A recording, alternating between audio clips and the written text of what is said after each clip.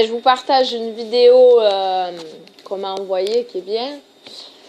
Mais elle est écrite et elle est en audio en anglais, donc ça va hyper vite. Donc moi je vais mettre la pause et le lire plus tranquillement. C'est Yeshua et dans chaque livre de la Bible. La Bible dit en Genèse qu'il est la semence d'une femme. En Exode, il est l'agneau de Pâques. En Lévitique, il est le grand souverain sacrificateur. Dans Nombre, il est la nuée du ciel le jour et la nuée de feu la nuit. En Deutéronome, il est le prophète semblable à Moïse. Dans Josué, il est le chef de notre salut. Dans Juge, il est notre juge et législateur. En Ruth, il est notre parent rédempteur. En 1 et 2 Samuel, il est un prophète digne de confiance. Dans Rois et Chroniques, il est le Dieu qui règne. En Esdras, il est le scribe fidèle. En Néhémie, il est celui qui rebâtit les murs détruits des vies humaines. Dans Esther, il est notre Mardoché. Dans Job, il est notre soleil levant et éternel rédempteur, car je sais que mon rédempteur est vivant. Dans les psaumes, il est l'Éternel mon berger, en qui je ne manquerai de rien. Dans Proverbes et Ecclésiaste, il est notre sagesse. Dans Cantique des Cantiques, il est le bien-aimé, le fiancé. Dans Ésaïe, il est le prince de paix. Il est le prince de paix. Dans Jérémie, il est le germe juste. Dans Lamentation, il est le prophète qui pleure. Dans Ézéchiel, il est le merveilleux homme aux 4 visages et la roue au milieu de la roue. Dans Daniel, il est le 4e homme dans la fournaise ardente.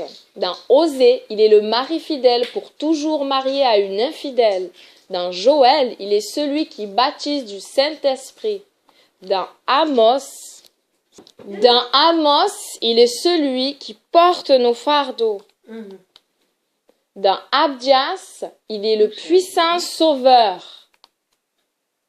Dans Jonas, il est le missionnaire miséricordieux.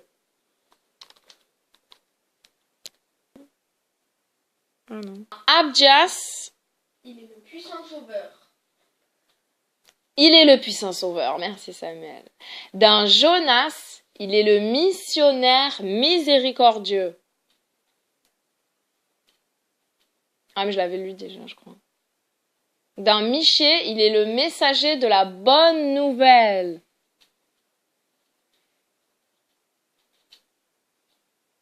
Dans Nahum, il est celui qui venge les élus de Dieu.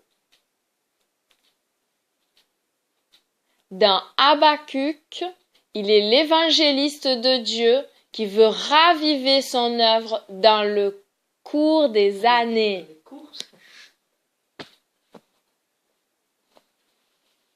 Dans Sophonie, il est le sauveur. Dans Agé, il est celui qui restaure l'héritage perdu de Dieu. Dans Zacharie, il est la fontaine ouverte dans la maison de David.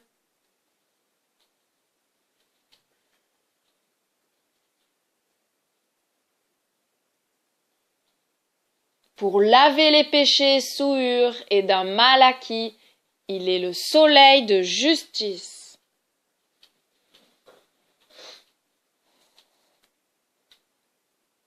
Et la guérison sera sous ses ailes.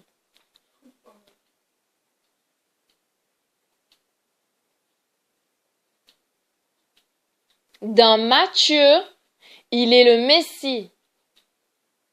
Dans Marc, il est celui qui fait des miracles. Dans Luc, il est le Fils de l'homme. Et dans Jean, il est le Fils de Dieu.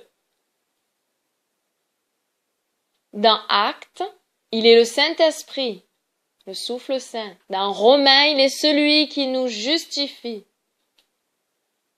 Dans 1 et 2 Corinthiens, il est celui qui nous sanctifie. Dans Galates, il est celui qui nous a rachetés de la malédiction de Dieu.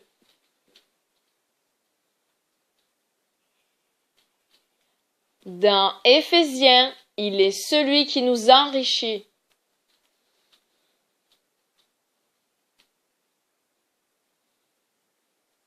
Dans Philippiens, il est celui qui pourvoira à nos besoins selon les richesses de sa gloire. Dans Colossiens, il est celui qui habite la plénitude de la divinité. Dans 1 et 2 Thessaloniciens, il est le roi qui revient bientôt.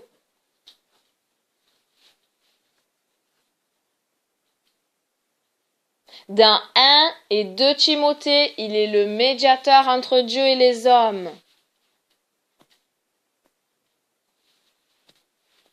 Samuel. Dans Tite, il est le pasteur fidèle. Dans Philémon, il est l'ami plus fidèle qu'un frère. Dans Hébreux, il est celui dont le sang couvre toutes les fautes. Dans Jacques, il est le grand médecin. Dans 1 et 2 Pierre, il est le souverain pasteur qui donnera la couronne incorruptible de la gloire. Dans 1 et 2 et 3 Jean, il est l'amour. Dans Jude, il est celui qui reviendra avec ses myriades de saints. Dans Apocalypse, il est le roi des rois et le seigneur des seigneurs. Voilà, allez, l'autre vidéo en anglais, elle est très vite et nous, elle va être un peu lente. Voilà, merci à Samuel qui m'a aidé à mettre pause parce que sinon, j'y arrivais pas tellement que ça va vite.